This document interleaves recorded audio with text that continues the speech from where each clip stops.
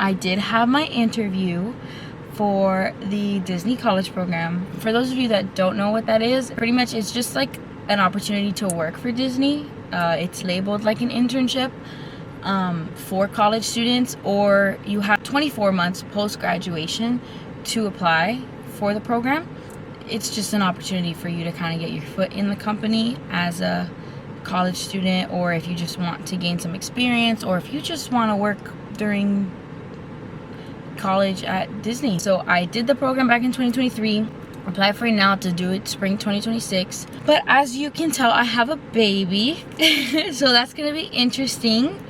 Didn't tell them that, but it's okay because it shouldn't matter because I'm gonna figure it out. I wasn't able to stay post program. I did do QSR, which is just like food and beverage. So I worked at the boardwalk and pretty much I scooped ice cream, I served pizza, and I made sandwiches and pastries and stuff like that. Like, so I can kind of go through like what it is that we talked about because I had my interview on Friday.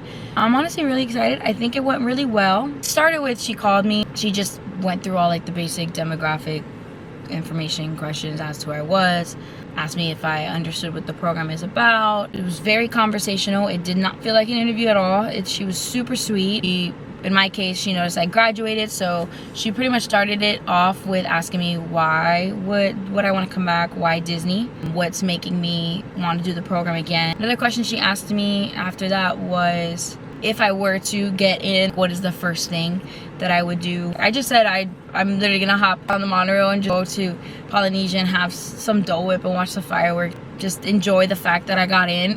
Kind of went over the whole on-site dorming situation. So I'm gonna opt out of dorming because I live 5 minutes away. She was just explaining to me the process of doing that. But typically, for those of you that want to stay on site, Disney does provide housing. I did it my last program in 2023. It's honestly beautiful. Stay with 3 other people. I went the last time with my boyfriend, so I was able to link with him, and then it was a 2x2. I shared with the room with my boyfriend, and then our roommates were a couple as well. But it's like, the gym is amazing. There's like a little mini concession cafeteria area. You can order food all the time. The pool is beautiful. I'll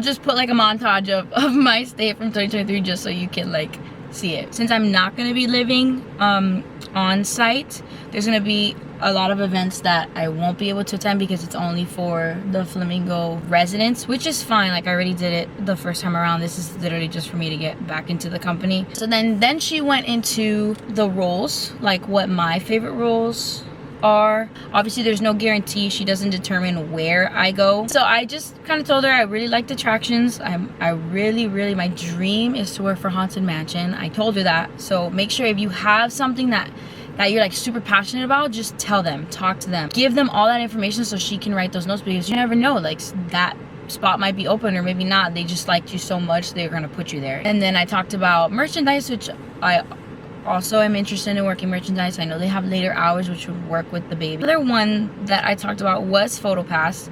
So the 3 that I gave her, she specified her questions to those. So for one, she just talked about PhotoPass and what it would entail. So she did ask me if I'm okay with carrying around 8 to 10 pounds of equipment in the sun. Okay, then she went into merchandise. The question she asked me, scenario based, was, let's say a guest comes in and they're looking for this Stitch water bottle and they only want that Stitch water bottle. They've been looking everywhere. They've checked Disney Springs, they checked here and there, Magic Kingdom, Epcot, and you know that it's out of stock. How would you handle that situation? So my answer, which she loved, I would talk to the guest, and then even though I know it's out of stock, I will still make the effort to look up the water bottle just to show the guests that I'm not BSing them. Once we see that it is out of stock, I would kind of direct them to the Disney website, like the Disney store online. As secondary, like an alternative, I could show them to like the area of all the other water bottles, because just to see if maybe there's a backup water bottle that they love even more than the Stitch. Maybe they haven't seen this Moana one that they didn't even know was there and they actually love it even more. So then she went into attractions. She did say, so what if you're working attractions and you notice a child in the line is not going to be tall enough to ride the ride? How would you approach the guests, and how would you deal with that situation? I would approach the guests to eye level. I'd greet them, ask them for their name, and let them know fortunately they wouldn't be able to get on the ride because they are, you know, they don't meet the height requirements. Explain to them in child terms the whole importance of safety, and that Disney prioritizes safety, and we don't want you to get hurt, we don't want anybody else to get hurt. So if you don't know, one of the biggest things, Disney has 5 keys. Why can I not remember? It's on the screen. It's gonna be right here. Dun, dun, dun, dun, dun. 1, 2, 3, 4, 5. Biggest one, safety. Disney is super big on safety. So if you can kind of like throw the importance of safety in one of your answers, that would be like a big plus.